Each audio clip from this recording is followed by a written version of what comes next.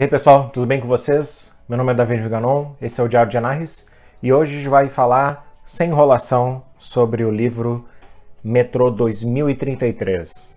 Não é um livro baseado no jogo, o jogo é que se baseou no livro e com narrativas bem diferentes, e é sobre isso que a gente vai falar hoje no vídeo.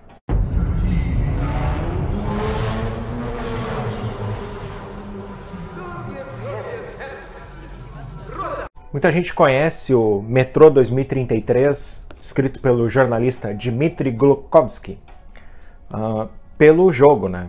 E quando se depara com essa capa, pode achar que esse é um livro, mais um livro baseado no jogo, quando na verdade é justamente o contrário, né? O jornalista escreveu esse livro e depois recebeu propostas para que tornasse jogo, né?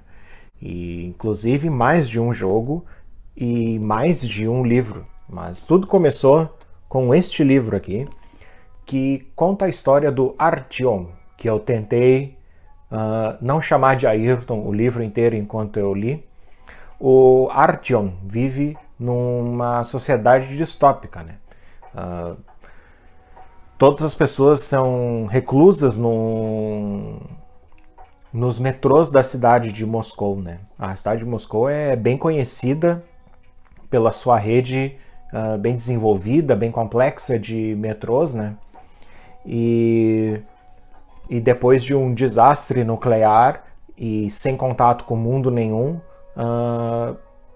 os sobreviventes que vivem nesse sistema de metrô não têm notícias do que aconteceu com o resto do mundo, né? E o protagonista, ele já nasceu, ou melhor dizendo, ele era muito pequeno, quando era uma criança bem pequena, quando ele foi levado para os metrôs com a mãe dele, no colo da mãe, né? E ele conhece muito pouco além da sua estação, né? A sociedade que se criou nesse sistema de metrôs funciona equivalente como se cada estação fosse uma cidade e algumas estações se unindo, formando países, ou equivalente a países, né? Então é interessante ver como tem resgates de muitas ideias, né?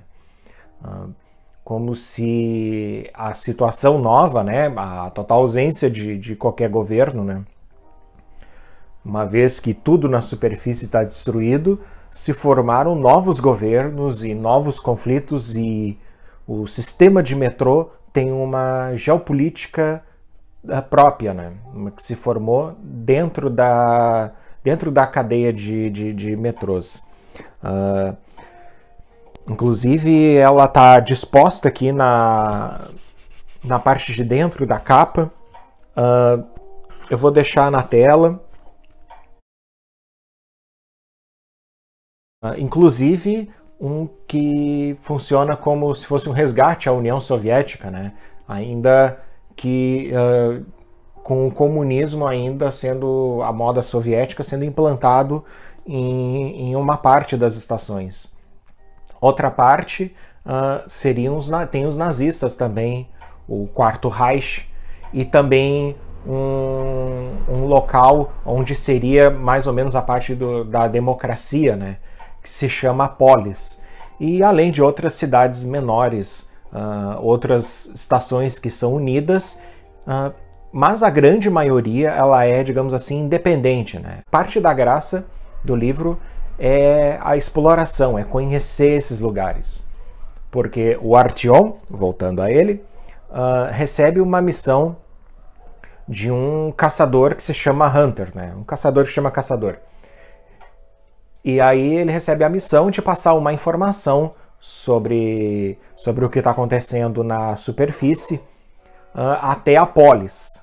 A missão dele é sair da sua estação e ir até a Polis.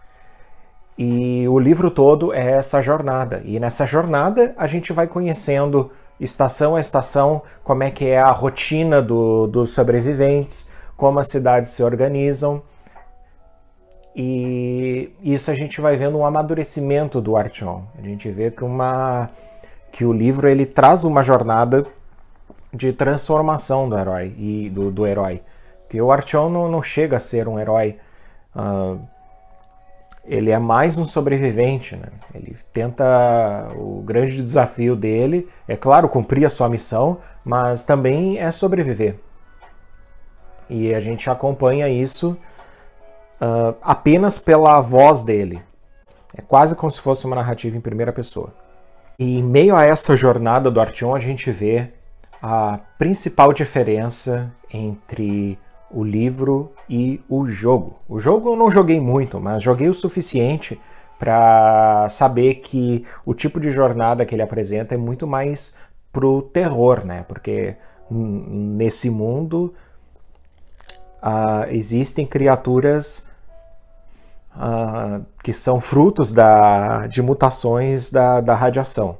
E o jogo ele usa bastante, o jogo ele tenta fazer uma tensão em cima da ideia de que lá é escuro, há pouca luz e os monstros podem aparecer a qualquer momento, né? É como se mais ou menos na pegada do Resident Evil, né? Já o livro ele pega muito mais a questão de trabalhar o personagem. Isso é uma coisa que me surpreendeu bastante, porque geralmente eu achei que ia ficar apenas na ação, né? E é bem pelo contrário, a gente tem bastante o pensamento do Artyom, que ele é um inocente, inocente no sentido de ter pouca experiência de vida, e inclusive dentro do próprio mundo que se criou, né? Do microcosmo que se criou entre os sobreviventes no metrô, né? E da toda a vida que se reestruturou a partir dali, né? O Artyom é inocente, e o que também é meio que usado como uma forma de apresentar o mundo para nós, né? Porque isso explica o porquê certas coisas têm que, óbvias para a maioria dos habitantes dos metrôs, ser explicada para o Artyom, né?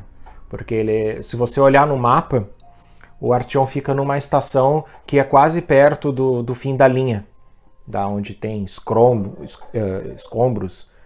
e ele não chega a ter 20 anos, e ele vive isolado ali, não tem muito como passar pelas outras cidades, né?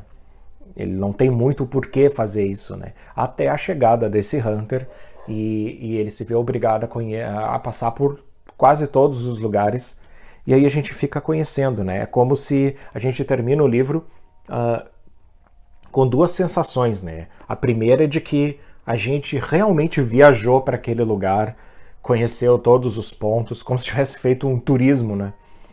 E a outra é de que o livro não traz todas as respostas, né? Ele não explora 100% os motivos do porquê tudo aquilo ali está acontecendo, né? É uma leitura que vale a pena. Visões de outros países, né? Visões de outras culturas sobre o mundo, e também ver que a gente tem ficção científica para ler de vários lugares do mundo e não precisa ficar só colado nos clássicos, né? Que é uma das ideias do canal, trazer livros diferentes. Esse é um livro bem diferente que merece uma chance. Se vocês encontrarem, eu não sei como é que tá para encontrar. Eu por um acaso encontrei no sebo. Espero que vocês encontrem o livro, caso estejam interessados. E também espero que tenham gostado do vídeo. É isso aí, pessoal.